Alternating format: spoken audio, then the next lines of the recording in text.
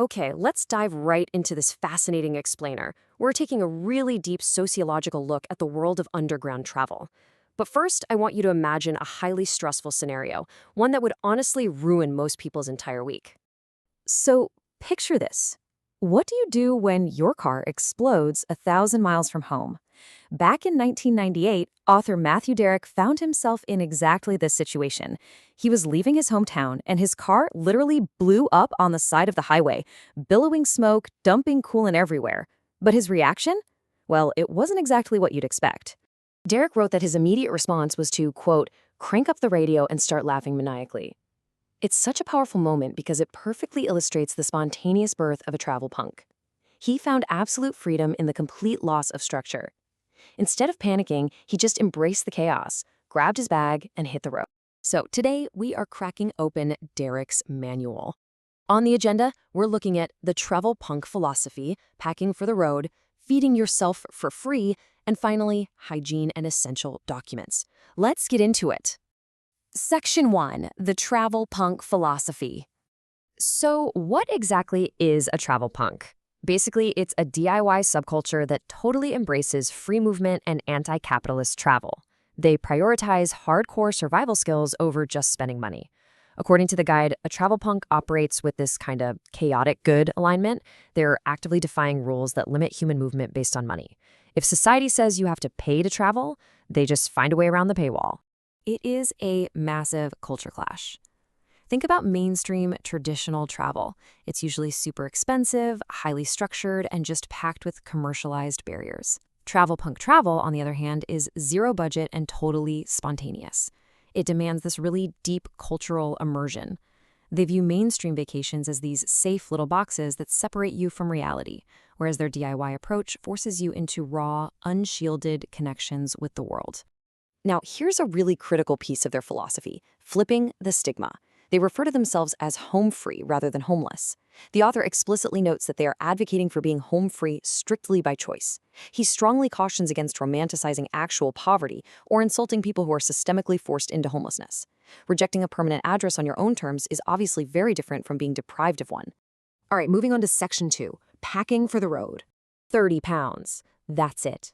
30 pounds is the absolute hard maximum weight limit recommended for your backpack. Think about the last time you lugged a heavy suitcase through an airport. Now imagine walking miles down a hot highway or across a train yard with it. The author makes it incredibly clear. Carrying anything heavier than 30 pounds will literally lead to physical agony. Every single ounce matters. And how you carry that 30 pounds, that is literally a matter of safety. Internal frame backpacks are the way to go. They're streamlined and safe for tight spaces. External frames, though, huge no-go. They are dangerous snag hazards. The guide actually shares this terrifying anecdote about an external frame catching on a boxcar door and throwing the author into a violent barrel roll right next to a moving train. It's a stark reminder that the wrong gear can be deadly. Because of that super strict weight limit, your gear has to be incredibly ingenious. We're talking stuff like a P38 military can opener that costs under $1 and fits in your wallet, a Leatherman multi-tool, a basic dog chain to secure your wallet so you never lose your ID, dental floss, which is brilliant, by the way, because it doubles as ultra-strong sewing thread for clothes. And yes, even a pocket chainsaw. It's exactly what it sounds like, a literal chainsaw chain you operate by hand. Maximum rugged utility. Okay, Section 3, feeding yourself for free. Now, listen to this statistic because it is honestly staggering. In the US, 40% of food is wasted before it is ever even sold to a retail consumer. Almost half. This massive inefficiency is exactly what provides the logical justification for their heavy reliance on scavenging. When that much of the nation's food is just thrown out, they don't see garbage. They see an abundant, perfectly good resource just sitting there waiting to be claimed. Which leads us directly to the ultimate loophole, the sell-by date. The guide totally challenges mainstream assumptions here, explaining that the vast majority of scavenged food is perfectly safe. Why? Because sell-by dates are just inventory markers for the stores to cycle stock. They aren't actual expiration dates. So food tossed out right on its sell-by date forms the perfectly safe, edible backbone of the travel punk diet. Now, this isn't just chaotic rummaging. There are strict rules to dumpster diving. First, target large distribution centers over standard grocery stores. Think potato chip distributors where you might score hundreds of perfectly sealed bags. Second, Seek out exclusively sealed, non-perishable boxes. And third, maybe the most important, always leave the area cleaner than you found it so you don't attract negative attention. 90% of this is literally just hunting for intact cardboard boxes, completely defying the messy stereotype. But what if the dumpsters are a bust? Well, the subculture has this whole underground network of community sharing. You've got Food Not Bombs doing weekly vegan meals in public parks. There's Gleaning, which is collecting unsold produce directly from farms or markets. And then there's White Boxes. This is literally just walking up to restaurant patrons on the street and asking for their leftover takeaway boxes.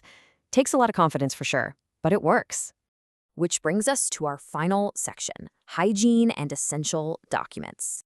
Let's start with keeping your body intact. The author absolutely hates that dirty kid stereotype and warns that avoiding regular hygiene literally leads to dangerous stuff like staph infections and scabies, so staying clean is a priority. They recommend truck stop showers, which are about $7 to $12 for 15 minutes, no cash. You do the bird bath alternative in a public restroom. Oh, and Gold Bond powder is an absolute necessity to prevent painful chafing when you're walking all day long.